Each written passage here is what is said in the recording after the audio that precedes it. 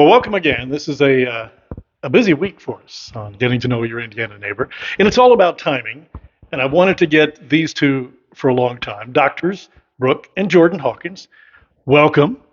Thank you, Greg. Thanks. This is something that I wanted to do for a long time because obviously, when you start to do things like this, you want to get people who made an impact in the community. You just happen to have your own business, and that in itself makes an impact. But we're going to talk about other impacts that you make. But we're going to have fun with this. We'll talk about a lot of things. Again, the cheap budget. I've got two microphones, so Brooke and I will share, and we'll see how that goes. I've known both of you most of your lives. I've known Brooke pretty well most all of her life. She went to school with my daughter. So let's start with how Brooke and Jordan came to be. And Brooke, I'm going to go back and try to remember, but tell me if I'm wrong, but about your freshman year or so, what would you have been when she was a freshman? I was 1 year ahead. So You're just 1 year ahead? Mhm. Okay, I don't know that. But you're the one who said first, was it not, that maybe even something like, I'm going to marry that guy? Yeah. I think I was, well, actually, I was probably an eighth grader when I That's thought that. I didn't know him growing up, but we started dating, I think, my sophomore year, your junior year, right before the Huntingburg tournament or the Yeah. Southridge tournament. So, yeah. Yeah. Okay. I'm going to scoot over here a little bit more so that so I don't need you guys to work on my arm as we go along. But yeah, I remember that because at the time, Jordan didn't have a clue, did he? No, he didn't. I let all my friends know. Yep. So, Jordan, I'll get to you in a moment. But I'm interested in this because I always am interested in how people got together. You guys just happened to get together in high school and at a young age. But okay, now Brooke, I'm going to embarrass you and maybe him a little bit. Okay, is that all right? Yeah. What did you see in this guy that you thought this might be the man? That's a good question. I have no clue. At the time, I just knew I loved the kid. And he informed myself and my friends and everyone that high school relationships were overrated and that he would not have a high school relationship. Jordan? But we've married my high school sweetheart. Jordan, can you expand on that? That the high school I relationships. still think marriage might be overrated. Edit. First edit. Right there. What do you mean by that?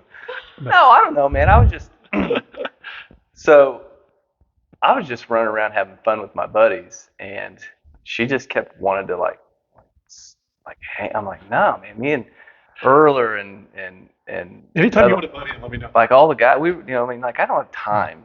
Yeah. Really? Yeah, no, man. Me and Neil and Chewy and I mean, I remember Zach Green and those kind of guys. Like we just were having fun, and she was trying to ruin it. So you made the first move. I don't Multiple. remember. I don't remember. Okay, do you want the truth? I'm gonna just throw it out there. Okay. Smitty, the man, as my kids call him, the man with the white hair in the junior high. Dave Smith. All right. Dave Smith. He's quite the matchmaker because Really? he kept prodding me. He's like, hockey, whatever. And he just kept telling me, you're that Deer Wester girl. And I don't know. And I remember when she was in eighth grade graduation. Did my family make me go over and like take a picture with you? Yeah. Like my Uncle Doug, I think, did. He's like, Deer Wester girl's over there. You can go over and tell. I was just standing there like. Is this Doug Schwarzentrooper? Yes. You sounded just like him when you said that. I love that. Yeah. Go there. Yeah. So I did. I stood there and took a picture with her. Huh? And I was like, get the heck out of here. Like I mean, I did. I was like, I got things to do. I got Mm-hmm. fish to catch and things to, hunt. Well, did you not have a girlgirlfriend prior to this? No, heck no. None? Didn't want one. No. Mm-mm. Mm-mm. Oh my. She really goodness. is pretty well the only girl I've ever dated. Wow. Good. When he says Made pretty one well, I don't know what mistake. that Pretty means. well. Made one Maybe. mistake. No. All right. So, all right, Jordan. Once you said, okay, this is going to happen, I guess. What did you see in Brooke? Persistence is one thing. Yeah. Honestly, probably this athletics. Like I started watching her play sports. I was like, man, she's good looking, but Yeah. she's also pretty dang athletic. Yeah. Yeah. I was like, I don't know. Mhm. You didn't go smart. You just went athletics and I good didn't looking. have a clue what that meant at that Yeah. time. Okay. Mhm. All right. She played sports and she looked good. Like that's really all I cared That's about. important to high school kids. And Helen was super cool. Mhm. Helen's super cool. Yeah, Helen. It's still Mhm. Helen and I. We're trying to win this battle. Yeah. Okay. Well, you won the battle. You won the battle, actually. Yeah, I think I did. So, all right. So you're together. High school years, Brooke. I mean, what stands out forget Jordan for a moment, but your high school years, what stands out? When you think of one or two things that come to mind when you think of high school instantly, what are those? When you sent that question over, that's one thing. When I look back at Lagodi high school years, would definitely be friends. Just that small town, good, great group of friends that I had. My athletic teams. I don't really like to talk about that a lot, but I did. I really enjoyed the basketball teams and the volleyball teams that we played with. The hard work of the teammates that I had, and then also I really enjoyed my education at Lagodi. We were one of those first classes that got to do college credit classes. And I just felt like we had high standards that were set, and we were pushed as students and we were pushed as athletes.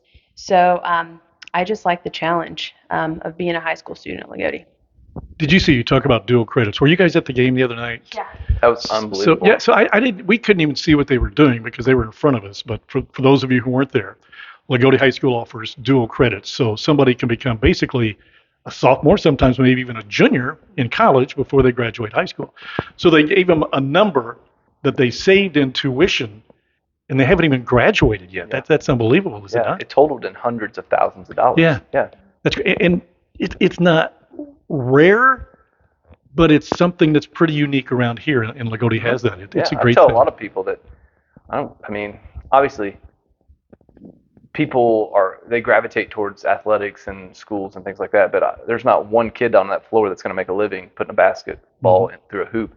Um, but that's one thing I'll guarantee you Lagodi kicks some major butt at is that aspect of education, and we are leaps and bounds ahead of a lot of people around here because we are really, and it's people like Brooke that are trying to push things into the school, and the Lock Millers and people like that are trying to say, hey, we're gonna put stuff in our school, we're gonna push our kids into a direction of further education and career paths that are good for lifelong. And I always say that we wouldn't be where we were if it was, or I wouldn't if it wasn't for that, those classes that were offered. Because I remember leaving my senior year on our spring break, we got in a car. There's a lot of things we look back and think, I don't know if we'd let our kids do that, but it was my senior year and we went, him and I, to St. Louis to check out Logan University. And we sat down with an advisor to figure out where I needed to go the next year because I was the one that wanted to be the chiropractor at first. And when we sat down and laid out like my transcripts of high school, she said, you can be here next year. And I was like, what? I don't have to go 4 years? And she said, with the college credit hours that you have, we have a I think it's like a 3+3 program or something that you can do here. And really you could transfer right out of high school and come here to our university and then go into our doctorate program. And I remember like totally in shock. And now, I mean, when you look back, I don't think very many kids, I knew what I was doing with those college classes, but I didn't realize the impact it would have. And it saved me not only time, but the amount of money that it saved us was huge. Yeah, Dr. Harmon often talks about what Lagodi has that people don't know. No, as they a don't. small school, and we need to get the word out. So, you mentioned just now that you might have been the first one to think about chiropractic as a profession. So, at what point and why did you think that? I would have been, I think it was either my 8th grade year or my freshman, it was probably my 8th grade year. I had, I was at St. John's Elementary and I had an injury during PE class.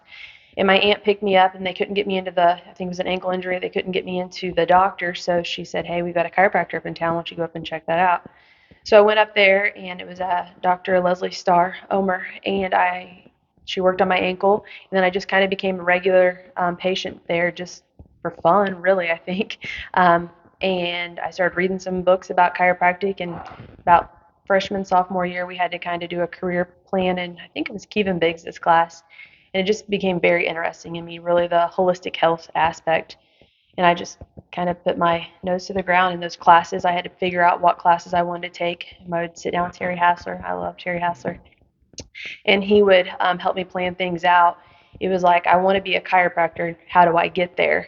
And he would set my classes up. Little did we know it would be that smooth. But it was about my freshman or sophomore year, the first time I'd ever been to a chiropractor, that it just kind of opened my eyes. There's a different model of healthcare. And since then, I haven't looked back. So, Jordan, did you just follow the girl? None in college. Or did you have? Just told me I had to. Yeah. So I'm guessing it wasn't eighth grade when you thought about being a chiropractor. At what point No. did you get serious about? Yeah, I can do that. This might be. So my 21st birthday was a Monday, and I spent it at my first big boy job, which was across the highway at Midwestern Engineers. Okay. And I was in drafting design, and I spent a lot of time. I just came out of the woods logging with my family, my mom's family, and I took a job over there because I was getting ready. I was one semester away from graduating with drafting design from Vincent's. Awesome program. Ernie Martin kind of pushed me in that direction from high school.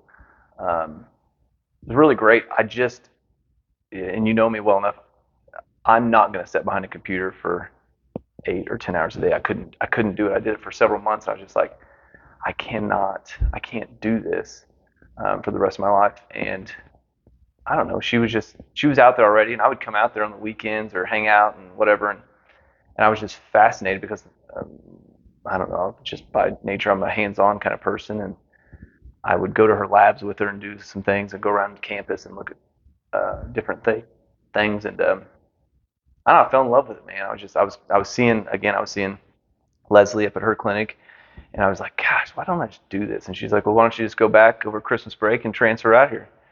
I was like, no, I don't know if you remember what high school and stuff was like, but I'm not a student. I'm over it. And my parents told me the same thing. They're like, nah, that's not a good idea. Mm-hmm. And she's like, just do it. Just go tell your advisor you're transferring out here. You're going to be a chiropractor. This is Leslie Omer. Well, I was seeing Leslie, my advisor at Vincent.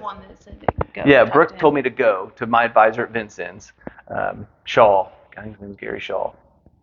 And she's like, go tell him you're transferring. You're going to quit the drafting design program.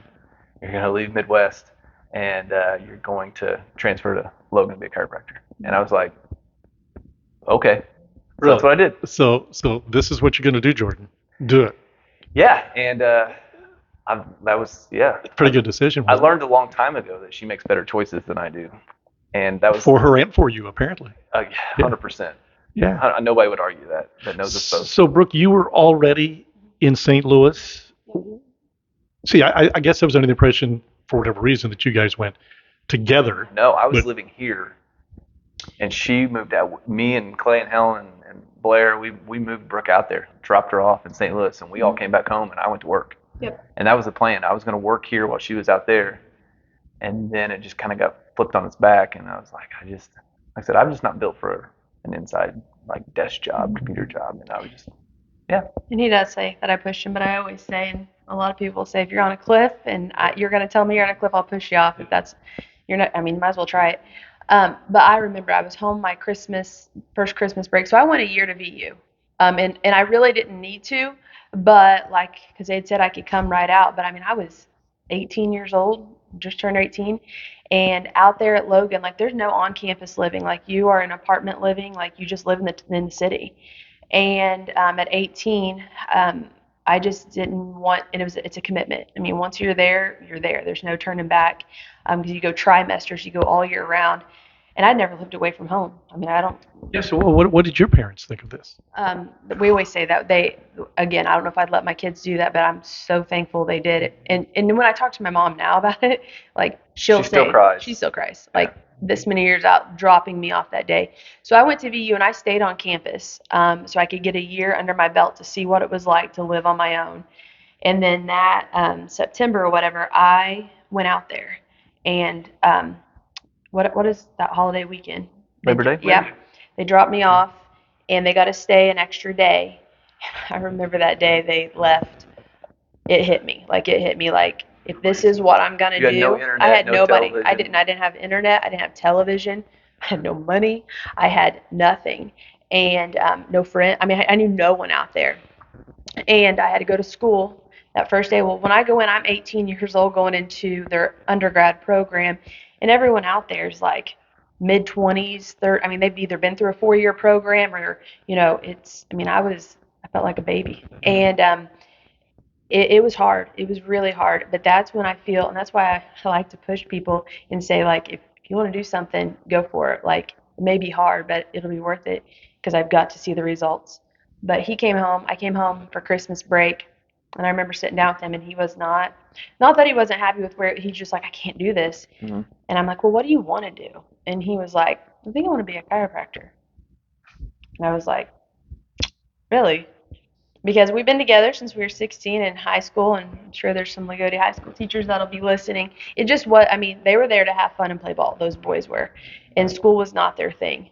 And I said, well, if you come out here, I can't help you because I helped him a lot in high school. And I was like, I can't help you. Like this is we'd sit and get in a seat at 7:20 in the morning, and at 4:30, 5 o'clock, sometimes 6, we'd get out of that seat. Our teachers came to us. Like it's a whole different world out there. Yeah, it was an 8 to 5 kind of like Yep. 50-minute lunch, 5 days a I week. think we had like 32 to 42 credit hours a trimester. Like it was Yeah. insane. Yeah.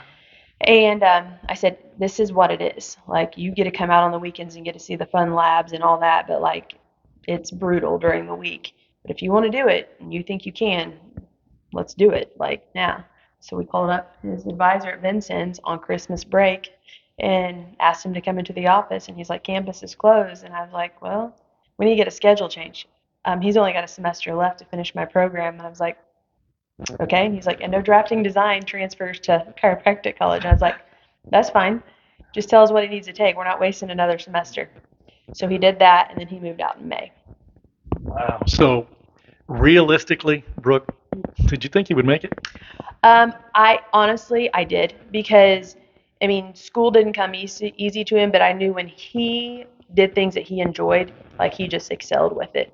And I could tell that he had a passion. Like that was like a very genuine conversation. Like I want to do something that I'll enjoy, but also that has big purpose there. And I would always say I'd came home and everybody's like, "How's St. Louis? How's St. Louis?" And I'd get ready to talk, and it'd be probably like this conversation is going to be. He would just like, "Let me tell you all about it." Oh, and I'm like, and they're like, "Are you going?" I'm like, "Oh, he's been out there like 3 times." But he would talk more about it, and he had like a fire. So I had the passion forever, but like he had this new passion. So how many years did you have to go to school there? I mean, to become once you graduated there, and you To walk came. across the stage. Yeah. So The program's 3. The doctorate program's 3 and 1/3 year because you go trimesters Year round. all year round, and you'll just get a couple breaks off. And then we went a year prior to that to finish out all of our undergrad, and then jumped into the program. So I graduated high school in 2005, and then I graduated out there in August of 2010. Yeah. So I was 11. Yep. so you were the next year. Yeah. Okay. Yeah. What were classes like or clinical? Just tell me what life was like. I guess chiropractor school. For her, for The- 2 different stories. Yeah. Well, first of all, there's no life out there, really. No. There's no life because of the class, the timing of it. So you go in day 1 with your class, and that's a class you graduate with. The seat you go in and sit at is a seat you graduate in. So like he sat by Stephen Hart all year, all through those years. So my people that sat beside me, we went into the same seat, and it's like a bell system, and the teachers would come in. So we studied differently. So I would go do my classes, come home at night, rewrite my notes in all these different colors and constantly. But first trimester is really just all the undergrad or all the what would you say, like the sciences, anatomy, Yeah, biochemistry biochem, and OChem. physiology and Yep. So we had cadaver labs that we worked on bodies to learn the body. Then you get into some adjusting classes. And then at the end, that last year, I think it was a year or whatever. Yeah, it is a year. You're in a clinical setting. So you start at the school and treat students and faculty, and then they move you out all over St. Louis. And you go in and treat patients just like our office here. Like he said that we had a clinician that we would go to for every patient case, and they would kind of observe over us. So we worked out there. Where were we at? We had the same clinics. St. Peter's. St. Peter's. We worked in St. But Peter's. we also worked the same clinic in downtown at Oh yeah. what was that? A Salvation Army Yep. clinic. It was a drug and rehab center. Yeah. So these guys would come here for rehab, and we had to have so many treatments in order to graduate, in so many cases. So you had your clinics, and sometimes you wouldn't get it all there. But we wanted to get home, so like we wanted to make sure we had our numbers. Some were okay just to stay out there. So we picked up a drug and rehab center. So these guys were there under like 40-day programs, and they got free chiropractic care, medical care from people But like they had to us. stay in house. They had to stay in house, and they were on rehab programs. Yeah. So As soon as you go past Busch Stadium, there's an IKEA. I don't know if you've ever seen it on the right as you're looking over. And our clinic was right below that overpass right there. And it was behind locked gate. I mean, at night when the clinician would walk out with you, you're kind of like looking around to make sure. I mean, it was rough. I mean, but it was an awesome experience down there. We got patient cases there that we would Oh my gosh, never see around here. Yeah. Well, do I remember right? What was it? Was it you guys who had your car stolen? Okay. She did, yeah. And I wasn't out there yet. You We just weren't out got there engaged. at that time. Just gotten engaged. So you're in St. But Louis. not right now. So you're in St. Louis by yourself. Is that right, Brooke? Yeah, it was So- in February. Yeah, it would have been because you were coming home for what basketball games? It was at North Davidson, the sectional, boys sectional. Yes. So tell me about that experience. Again, I was young. Like, what was I doing out there?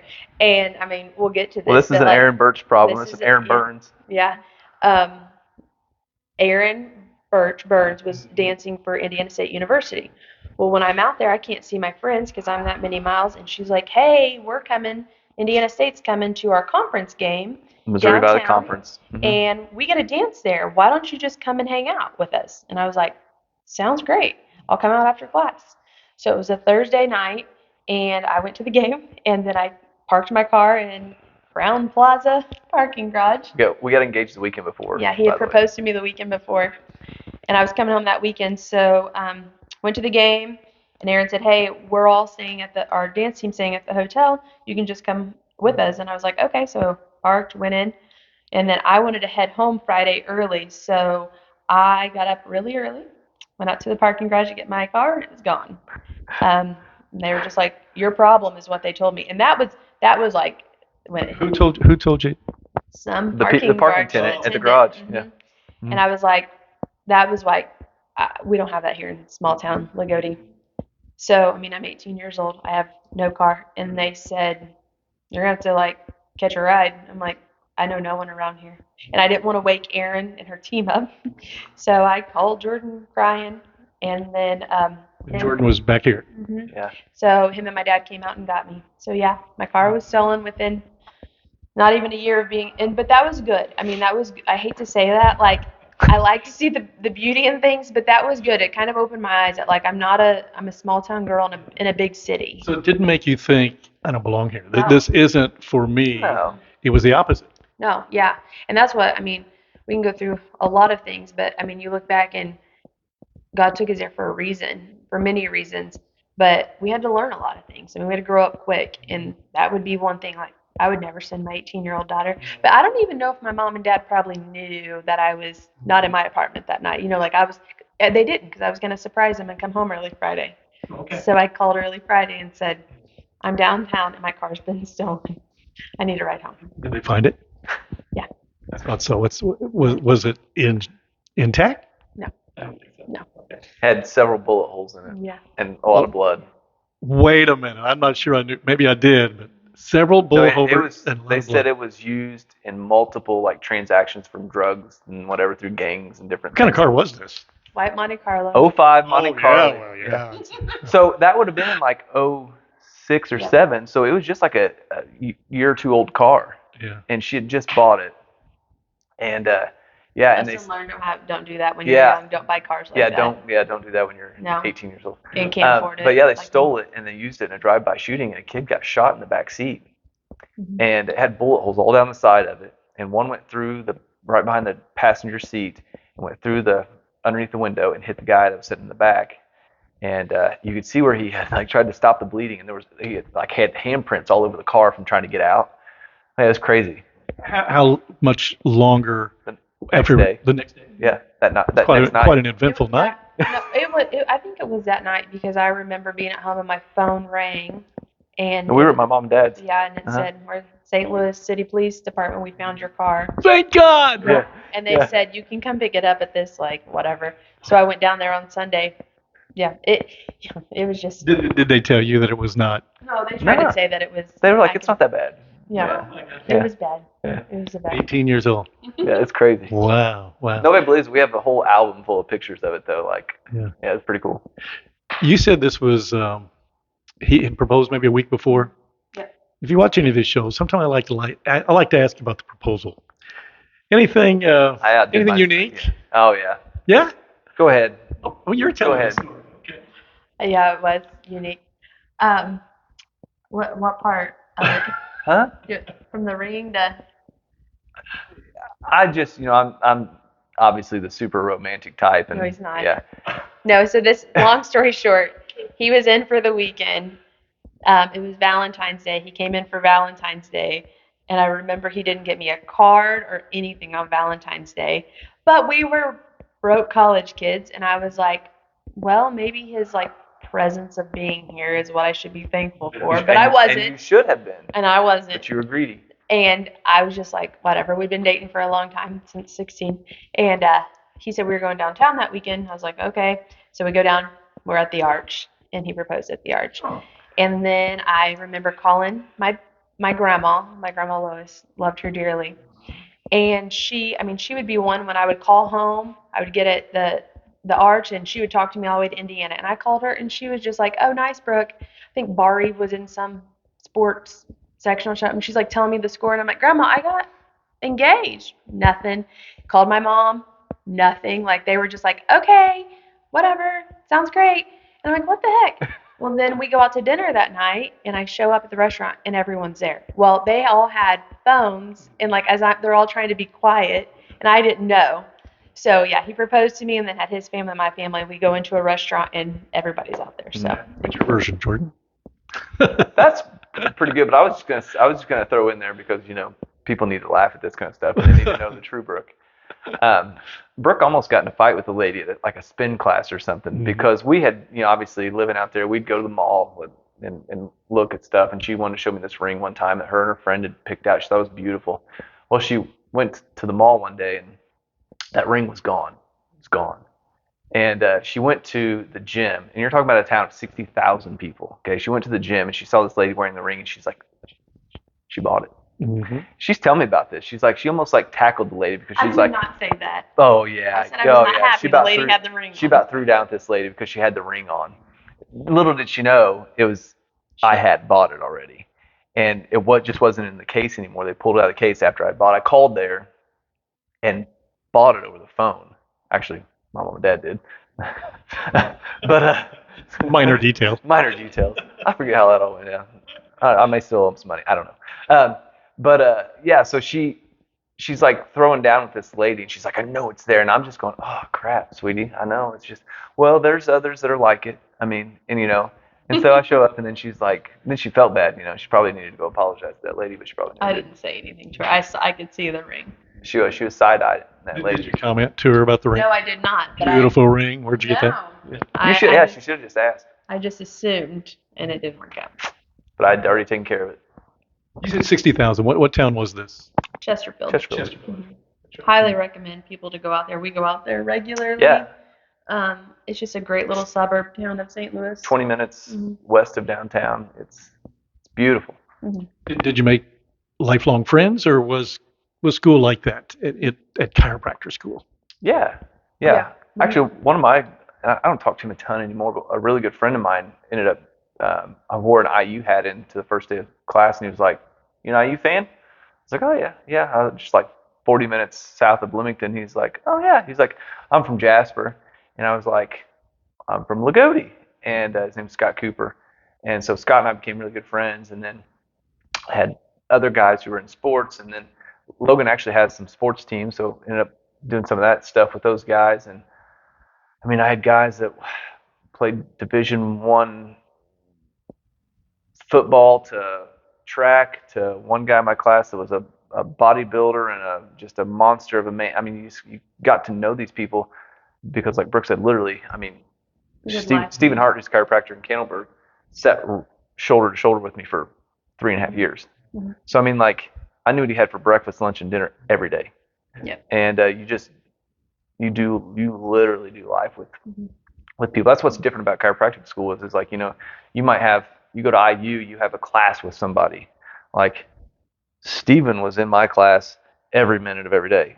And when we went to lab, you know, Hart and Hawkins, I mean, alphabet, we were just right there. Every single thing we did was together. I mean, so yeah, you made lifelong friends. We actually, one of her good friends is, I don't know what do you call Wibbs? He's our what? He's our functional medicine doctor now. Yeah. So Functional medicine doctor. yeah. Yep. Oh, the FMD. Yeah. Yeah. Yep. Yeah. So a lot of them would go into chiropractic and go on to do things. And it's not like, you know, in here, but I mean, it's just like our high school friends. You know, it's not like you're with them every day still, but you still keep in contact. And when you see them again, it's like you haven't missed a beat. Why Logan for you? I mean, is it about the only chiropractor within this area? It was the closest. Yeah. That's where the Omers had went, so they introduced us to that. I was 18, and I didn't know to look at others, and it was at that point a 4.5 hour drive, so it was the closest. But I would still choose it. I mean, I've been to every other campus when we were recruiting back in the day for doctors, and I would choose Logan. It's for by sure. far the most, I would say, advanced, and chiropractic has a lot of different philosophies, and it probably most, I would say, it paralleled everything that we wanted to do mostly. You know what I mean? So So you graduated a year before Jordan. What did you do in that year? Did you come back here? Yep. So I had signed a contract to work for Omer Chiropractic here in town, and still didn't know what he was going to do. So I came back. I graduated in August, and then I came back, and I think I started working sometime in August or September. And then we came back the following year. I got my clinical stuff done early, and I actually shadowed under Jason in Washington so I could move back early because we had a child, Yeah. and so I walked across the stage pregnant. Mhm. And then she was born in January. So then you both worked for Omers, just I different. technically didn't. Yeah, he did. I He- interned Mhm. for Jason. Gotcha. It was a program that the school did to get you actually into a clinical setting Outside of campus. outside of campus quicker. So once you got your numbers, what they called your numbers, you were eligible to go outside of those clinics and then work for just a regular licensed doctor that was under the school's approval. And so I went to Jason, obviously, because it got me home. And so, I mean, I wasn't a paid employee of his. I just got to literally observe and treat under his supervision. And then we had always had the kind of agreement, verbal agreement that we were going to buy that clinic up there off of Jason and Leslie. It just actually happened a lot quicker than we ever thought it would once I got out. So I never took a paycheck from anybody. Let me. Mhm. Yeah. But But you, her, still haven't seen one. it's coming. It's coming. So all through college, you guys had this was, you knew what you were going to do. You were going to come back here Mhm. and start your own practice together. Was that the thought? We knew at some point we'd be together. But we'd be home no matter what. We loved Chesterfield. We loved it out there. But I prayed that I would not have kids out there because I thought I want my kids back in a small town. I mean, that was one thing that just never resonated with me out there because I even babysat a lot of families out there, and just that big city mentality was just not good for what I felt would be good for our family. Same with us. We were Fort Wayne, a much smaller Mhm. city, but it was the same thing. We were in the city, and we thought we got to get back. Yeah. So And you love it. And I think that's why we enjoyed it so much because we knew we were coming home, so we made the most of it while we were there, but knew it wouldn't be the long term. So tell me. So you're both back here. You both have sights on opening up your own practice, but I mean, it just doesn't happen. So tell me the challenges, kind of the process for you to finally get your own practice here in town. Well, there's a big challenge of starting your own practice in town, and that's it's a thing called money. And I've heard of it. I don't see much, but I've heard of it. Yeah. so, how do you justify two mid-20 somethings coming out of college? And you say, "Hey, Yeah, you have a tremendous amount of student loan debt. And oh, by the way, I need to borrow that again to start my practice. You go to the bank and they pretty well laugh at you. Right. And I'll just tell you, I hope but Teresa Nolly's saved us. I mean, she actually didn't fund it, but she put her everything on the line for us. I think a lot of the property she owned, maybe some cash, she basically said, I'm betting on Brooke and Jordan. And she did. And she used a lot of her own assets as collateral for us to fund what we needed to do to purchase the clinic, because we couldn't have done it by ourselves. Yeah. So Teresa, no, not everybody knows their family, but Teresa is Brooke's aunt, and a very supportive aunt, I might add. Yep. Yeah. You can say that. Always have. Yeah. And I will say, like, when I saw that question, what was a challenge? We talked about that. And I think a challenge too is just to that we had to start a business and run a business. Like, we went out to become chiropractors, and then it's like, here's your diploma, go be a chiropractor, but there's no business there at all. Didn't know what a payroll tax I didn't was know when we I graduated. mean, I couldn't. Had no idea. I have no understanding of running a business. Zilch. I've never had a business class. I mean, I had back to Lagodi High School. I learned a lot of little things there, but that was it. Then there's insurance, right? Yeah, we knew nothing. Yeah. Yeah. I remember, like, how are we going to do this? Like, we got to, and Teresa stepped in and definitely was a total blessing in that to get us started and had all faith. And then we found a coaching group that helped coach chiropractors in the business aspect. So we have been under mentorship. I have been since the day we've opened. Every 2 weeks, I'm on a phone call with a coach. My coach for a while was out of Minnesota, and in the last 2 years, we've switched to a new coaching agency, so I have a coach now out of Nashville, Tennessee. But we couldn't do it now, and even through then, if it wasn't for our coaches. Jordan, you said that it just happened quicker than what you ever thought. Why? What was the prompt that allowed you, I guess, that opportunity quicker than you thought? I don't know. I would say Just the want to, the desire? Yeah, the want to of it. Like, okay, once you saw it and you're like, I don't know, it's almost like if you started putting Christmas presents out in July, you know what I mean? It's like, that's a really dirty trick, to make your kids stand there and look at them. So it was one of those things where it's like we knew we were going to do this with a big question mark of when. And if you know me, it's like, well, if I'm going to do something, I'm going to do it right now, because I'm going to lose interest in it really quickly. And so if you tell me we're going, I mean, let's do it now. Like, why would you wait any longer? And that's kind of the approach I took once I got out of school.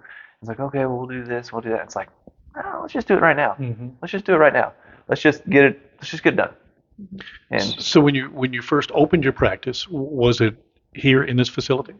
No, we're at 211 Southeast First Street. Again, one of Teresa's buildings. yeah, we were Teresa's tenant. Yeah. Where's this at? The current Community Corrections building, I think, here in town. Go across past from McDonald's, going to Marathon. Shoals, turn right.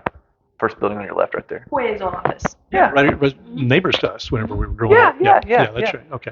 Well, I knew that Dr. Omer, wasn't Dr. Omer there, Yeah, Leslie? we bought Yeah. her practice, and then we opened up in that. So On Labor Day, we went in and put a fresh coat of paint over everything and ripped her sign off the wall and put ours on. Seriously, that's how it went down. Yeah. So now you've got your own practice. Now you got to have patience, right? I mean, did you already have some from Dr. Omer? I mean, I don't know how that works, or was it all fresh to you and you had to start from scratch? We had patients from her, and then, like I said, under that coaching agency, they taught us not only the business but also the marketing aspects to it. So it was one of those things we had to follow. I mean, we're gonna. I always say, if you hire an interior designer, you let her design your house. Like, you don't hire her and then say, well, that's not really what I want. And I say that with our coaches. If they tell us what we got to do, we've hired them to be our coach. We got to do what they say, unless it's a little way out there. So we set a 5-year plan with them, and every 2 weeks they were checking in and making sure we were on that plan to get where we wanted to be. And ultimately, it wasn't about the numbers to us. Our goal was that we wanted to change the model of healthcare in this area. And that was being able to provide chiropractic care for as many people, not just like, oh, hey, here that, we got to see the benefits of what chiropractic wellness care did for us. And we wanted others to experience that. So they helped us work to get that. And truly, I think it's just God's blessed us in more ways than one. There's no special marketing scheme because all of our friends are doing some of the same things in other towns and aren't getting the results that we are. And I think that God called us back here. And this area has been super supportive. Mm-hmm. And how long were you at that building before you came here? Jordan knows those numbers. 5 years. 5 years. All right, did not know that. Yeah. So this is year 7 in this building. Mm-hmm. September will be 7 years. So why did you feel a need to move out? Just need to expand? Had to. Yeah. Yeah. We had 3 adjustment rooms in that clinic and a little bitty new patient room, and yeah, it was just. I mean, when your building restricts your ability to get people in the door. Parking. We had people. Sure. We had people drive around the block to try and find a parking spot. Mm-hmm. On our busy afternoons and stuff. So yeah, I mean, when you have somebody come in and they're like, "Man, I had to drive around the block 3 times to get a parking spot." It's like we probably need to fix that. Yeah.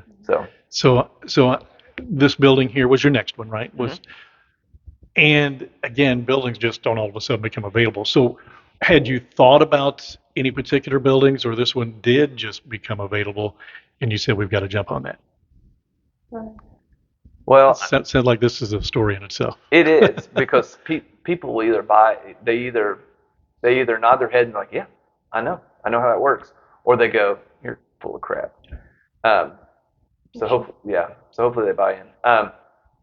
When this building went vacant and the Tribune put a picture up and they had an article about the Shopco Pomida building, whatever it was at that time, going vacant, whatever. We cut that article out, the picture of the building from the front of the parking lot, and I took our business card and I taped our logo to the front of it about 3 years before we bought this building. I was like, that's going to be we sat down, we're like, that's going to be our clinic someday. Did it sit vacant that long? Yeah, it was vacant for quite a while. Yeah. The old Pomida. We weren't even at max capacity at Southeast First Street then. But we said at some point we will hit this, and then we have to have somewhere else, and that's where we're going. But we actually, again, the crazy part is we had a bigger vision than just our office being in here. We went to the church and said, hey, we want to do something in our community, and we'd kind of like for you guys to kind of jump on board. And when you say the church, do you mean Redemption in Jasper? We were going to Jasper, Redemption at the time. Okay. And they were like, well, it's funny you say that because we've been thinking about something down there too. And because Richard Crabtree, who's now our neighbor, was driving past here every day from Odin going to Jasper, and he'd been eyeing this building, and like everything and we didn't know who Richard was, we didn't know who Daryl Land was at the time hardly, and all of this stuff kind of comes together, and we meet in the hallway of a church in Jasper, and everybody just kind of goes, the old Shopco building, and we were like, shut up. Mm-hmm. Yeah, shut up. So I remember what the sermon series was. It was on athletics. What is your role on the team here at church? And I'll be honest, we were just going there and coming home. We had kids. We had kids for a long time. Like we just had babies everywhere. I'd walk in with those babies and I would put them in nursery and I'd sit there. And Drew Thurman was preaching and he said, I want to know what your role is on our team here. He said, do you come in here and do you sit on the bench and then you leave? Or do you come here and you want to be a part of this? And I'm a person that if I want to be something, I want to be a part of it. And I felt guilty. I was like, wow, we're in and out. Like we're just checking the church box thing off. And I said, Jordan, these babies are going to be older at some point and they're going to need a youth group. And we can bring them down here to Jasper. But I said, what if we asked them if they want to put a youth group here and they can just rent a little room in this building? Because we had other ideas of this. And he said, well, go ask them. I'm like, I'm not asking them. I don't know them. And I walk out and Daryl Land's right there. And I was like, hey, Daryl, Brooke Hawkins. He was like, good to meet you. Glad you're here. And I was like, hey, we're thinking about maybe like doing some things in Lagodi. I said, would you think about a youth group? And he was like, well, there's a building, like he said. And I'm like, I'm new to this whole church thing. Like, you tell me the building before I tell you what I've been thinking of. And he's like, the Shopco building. And I was like, I started crying. I was like, "Ah." And he's like, you find Richard Crabtree and talk about it. He comes down here. So I go back in and I tell Jordan, like, he wants me to meet this Richard Crabtree person. I don't know who he is. He goes, well, next time you see him, talk to him. Go to the restroom. We're leaving. I walk out. Richard Crabtree's right there. And I was like, Brooke Hawkins. He was like, hey, nice to meet you. So he said, look, you know what? Let's just pray about that building. You know, we don't move any farther than what God calls us to do. And I said, sounds good to me. He's like, meet me in the parking lot Thursday morning. We'll pray over that building and just see if that's what it's supposed to be. And we had a high school intern at the time. And I remember telling her, I'm going to meet this guy in the parking lot of the old Shopco building. And it'll be about the time you're coming to school. I want you to take a picture of us at this building. So that way we've got proof that we prayed for this building before it happened. So Richard has that picture, and she parked at the Crane Credit Union, and she's got this little bitty, you can see us as a little dot there. And it was awesome. We literally sat there in lawn chairs and just we just literally prayed for God's blessing over whatever happened. And if it was supposed to be that, we didn't even own the building. Like, if it was supposed to be what God called us to do, that he would make every door open. And so you had your eyes on this building, and Richard Crabtree did as well. Yeah, for the church. Just really hadn't. Yeah, but they were like, you know, what do we do with all that building? But it took you guys to prompt him, right? I mean, yeah. Yeah. Mm-hmm. So go ahead. What do you do with the building? You said. Well, then Brooke and I bought the whole building, and then the church just rented off of us for a while, and then they eventually bought their section. It made more sense for them to own it. So we have a division in the wall now of property, essentially. But yeah, I mean, again, it just happened really quickly. It was just like, that sounds like a really good idea. Then all of a sudden there's Amish guys up here building walls inside this place. And you're like, what just happened? I mean, it really did. It was just like, you know, again, Terry Hassler, I was like, Hassler, I need you to, you know, work this deal for me. And he did. He got a hold of, oh gosh, what was that realtor's name? No, it was Tony Orlando. Yeah. And which is a singer, right? Yeah. Yeah. And Tony Orlando and Dawn. And Dawn, yeah, because he'd always say, tie a yellow ribbon. Yeah, where's Dawn? He'd always say, I can go on and on, but I won't. Yeah. And he'd say, where's Dawn? Yeah, that's what he'd always say, where's Dawn? And so that's why I call Hassler the Donald now. He's the biggest real estate guy in Southwest Indiana, Martin County, Lagodi. And so Terry, he kind of tackled this for us, and because it was a big purchase for not only us but for him. You know, I mean, real estate transfers in Lagodi are typically, you know, and so it was a big deal because we were dropping a ton of money in this place. The church was dropping a ton of money in the place, and Terry, he just kind of, you know, like almost like a grandpa, was just kind of like shepherding us around. And he's like, this is what you need to do. You need to sign here. You need to do this. Make sure we do that. And, yeah, awesome. Almost like a grandpa. I don't know if he'll take that as a compliment, but it's meant to be. Well, I go back to, like, he's the one. We had an amazing guy. He was my guidance counselor, our guidance counselor in high school. And then, like, he goes on to another profession, and then he comes back. It's like full circle. This whole building, just, there's so many full circles. He came back, and he's the one that took care of us to get here. So how many, when all this is going on, do you just have the one child at the time? Oh, no. Oh, gosh dang, no. Okay. No. So I came back and delivered our first child, my first year of practice. And then we had 4 kids. 23 months later, we had Ayla. 18 months later, Broden. 23 months later, Eva. Okay. So, at the risk of this being an awkward question, you've got 3, 4 kids, however many you have at the time. You're taking over this huge endeavor. You two are working together, so it's not like you have an income somewhere and you have an income somewhere. If it works, it works. If it doesn't, it doesn't. So it had to have been overwhelming from the personal standpoint to try to take on this endeavor and raise a family at the same time, right? I mean, or did you even think about that? I'll be honest, it was never a overwhelming feeling. If we go back to St. Louis, I think it all started there. I believe that I went out there at 18 to be a chiropractor, but I know that God took me out there to find a relationship with the Lord. And I mean, through all of that, it was faith. I mean, we just felt called and called and called, not only to start a chiropractic practice, but to start a family. And like, I remember after we had Broden, us talking, I'm like, I really feel like God's called us to have another child. And like, it was just like during that season of life, He was calling big things, and never once did we doubt that. It was full faith. There was no fear in that. I don't feel like it No, just felt like what we're supposed to do. I mean, people that work with me and I don't worry about anything. Like Yeah. I don't stress. Like I just don't. Like it just doesn't get to me. But I will tell you the honest to goodness truth is when we started all of this stuff, it was a big mission of ours to make it something that people couldn't look at and go, "Oh, Brooke and Jordan, good job." We wanted it to be something that we could really go back and say, if I honestly, if I drew this out for you and I would put it on paper and I would show you every detail from the dollars and cents to the number of people and to the employees, you'd go, "That's not possible."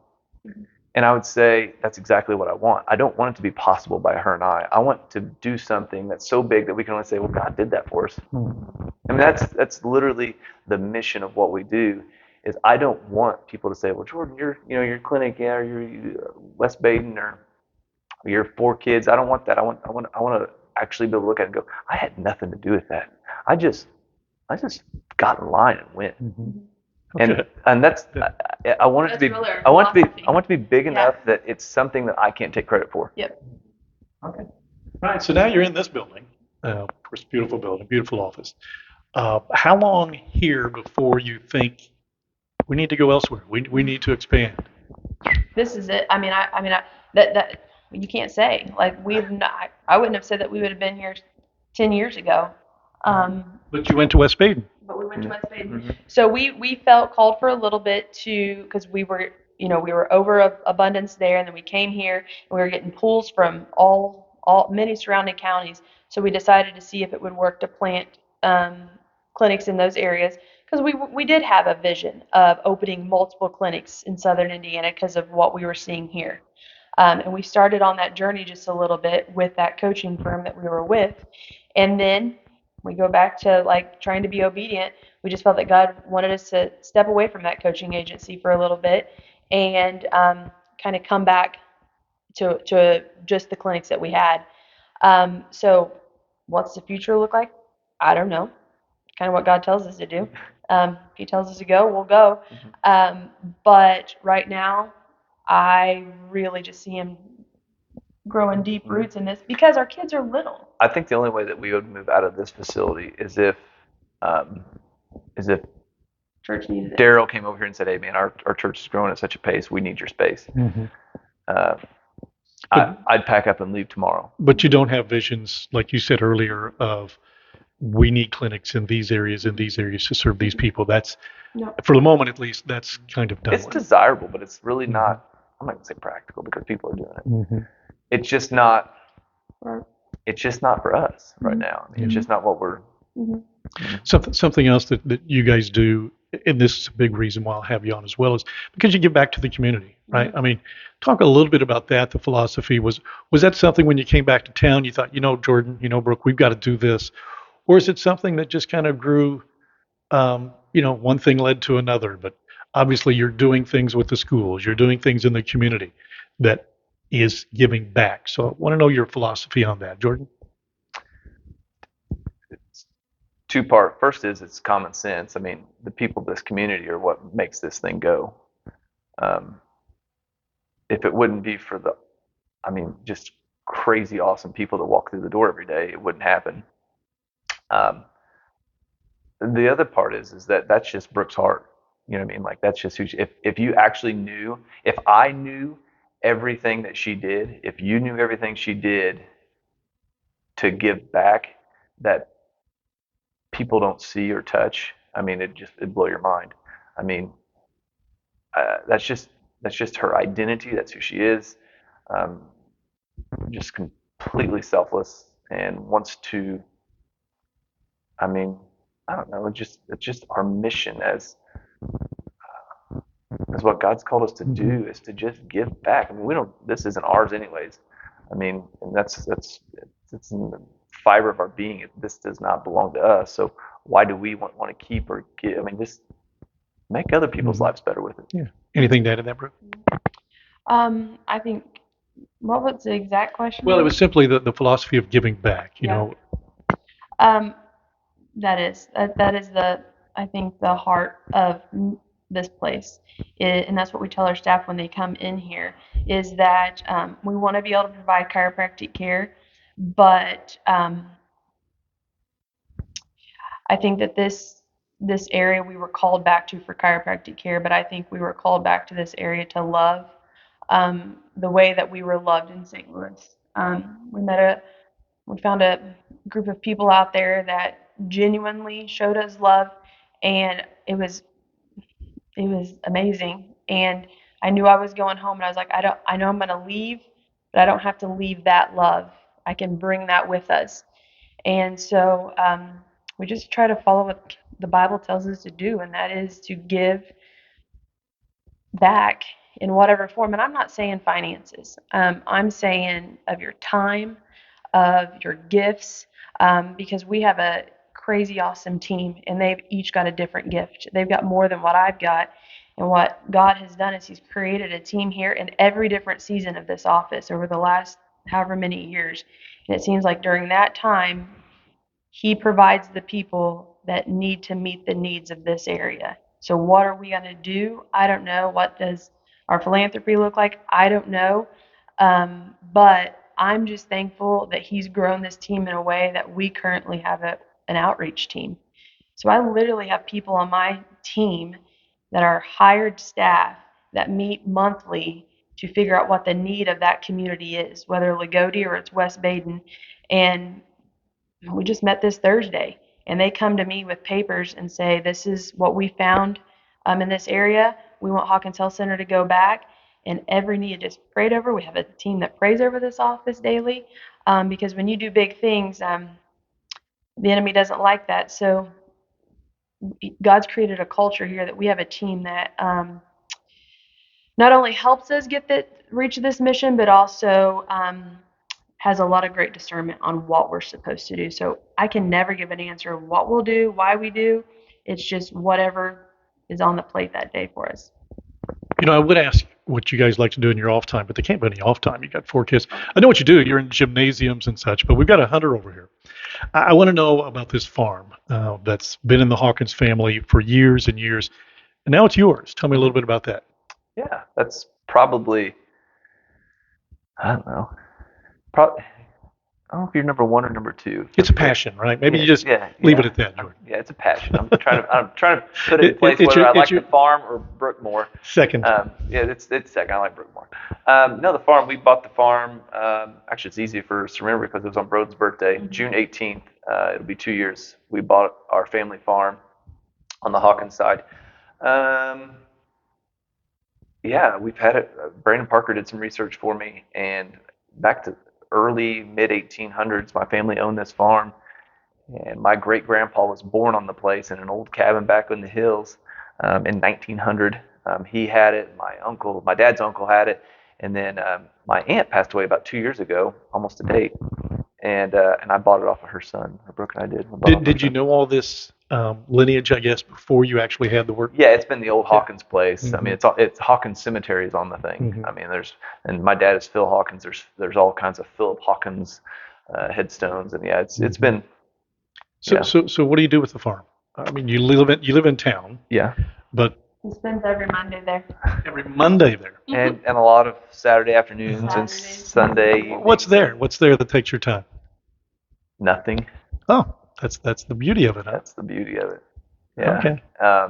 No, man, we've got some tillable acres that we have a farmer here in town that takes care of for us, less than Susie Graver and that family, Keith, and then just a bunch of woods, and I don't know. I love deer hunting. I love turkey hunting. It's happy place for you. It's more than that. Okay. All right. Very good. Yeah. Okay. Talking about chiropractic work, and you just don't come in here and keep up to date on your own, right? I mean, I remember, if I remember right, one of you guys, it seemed like we're always at a conference, and trying to keep up to date with chiropractic, uh, the learnings of the chiropractor. But do you still do that? I mean, you have to somehow keep up to date. How do you keep up to date with current practices? You have to. For your licensure, you have to have continuing ed. So every year, as in the doctors, and since COVID, a lot of it's had to be online. But every year, you have to get so many hours on chiropractic practice. So Continuing ed. continuing ed, that's what it is. Continuing education. The entire time. Always. Every year, you have to have that. How did COVID affect you, if at all? Didn't. Didn't see it. I think if anything, we saw a lot of people looking for a different type of healthcare. So we saw growth during that time. So yeah, it was hard. Some people just want to come in here and hang out because they couldn't do anything else. We were the only place open at that point. But yeah, no, it wasn't an issue. I told you I wanted to bring up acupuncture just because I don't know a lot about it, but I know, there's been things like, wow, that's pretty serious, and then acupuncture seems to have helped it. Tell me, I don't know who's more qualified, Jordan Brooke. Zero. Tell me, really, okay. Tell me a little bit about what acupuncture does, how it's a benefit to the body, because all I think is you're sticking needles in someone, but I got to believe it's a little more than that. It is a little bit. You said continuing education. There was, I would have been pregnant with Ayla. No, it would have been before I had Ayla. I decided to add my acupuncture license just because I wanted another type of alternative healthcare here. So it's a Chinese form of medicine. Looks for different points on the body. You put needles in, and it just kind of balances things out to increase that healing to that area. But we see all different kinds of things. I'm a chiropractic acupuncturist, so I do a lot of pain management. So like anything with pain, see a lot. I don't flip a lot of breech babies, but I see a lot of people with breech babies, and we do an acupuncture protocol on that. Sinuses. I don't know. We see a lot. So a lot of times if we can't clear it with chiropractic, we just bring them to the acupuncture world. And You and I have about the same knowledge of acupuncture, but I will tell you, it is super cool when moms come in here with a breech baby and they're like, I'm due in like 10 days. And they're like, they told me to come here. And like Jasper OB, they send a lot of patients in. And she's got crap going back there, and all of a sudden they come in with a baby and they're like, you did it. You flipped it. now, Good not job. all babies flip. I will say that if they're supposed to A flip, lot they of them will. do. But we see a lot of. It's pretty cool. Mhm. And I have no idea what she does, but it's pretty cool. Well, what else didn't we talk about that you hope we would, or that you think is important to get out there? Anything at all, Brooke? I'll start with you. It's your forum right now. No, I can't think of anything specific. I think, as always, we just want to always say thank you to the local communities, the Lagodi area and the West Baden areas, because we wouldn't be here without our patients. And I feel like we have the best patients in the world. I feel like we have the best team in the world. And we just thank all of our families that have supported us to get here. Jordan? Yeah, you have to say thank you. I mean, you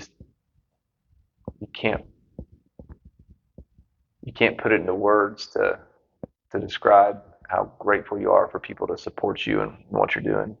And that's what it takes in this job, is you have to have people that believe in you. You have to have people that trust you, and we thank people for trusting us, because it's not always easy, especially if you have a actual health concern. Who do you talk to? Who do you trust? And what route should you take? And I just want to thank people for putting their trust in us, and we appreciate that. Brooke, thank you. Dr. Brooke, thank you. Dr. Jordan, thank you. Thank you for not only, of course, the service that you give, but the giving back to the community. And I hope you know that people know. I know they don't know everything that you do. I don't know But everything people she know does. that the Hawkins, I mean, it's amazing when I told people that we were going to do this, they're great people. I mean, and all the things you don't see that I hear, it makes me, it allows, I guess, the validation of the people that I talk to. And you guys are such an important part of the community, and I thank you for that. We appreciate that. They're our neighbors, and we're glad they're back. It's been, I guess you've been back, what now, 12, 15 years, whatever it's been. 12 years, yeah. But they always had sites to coming back, so I guess we never had to worry about that. Doctors Brooke and Jordan Hawkins, Hawkins Health Center, thank you for watching, getting to know your Indiana neighbor.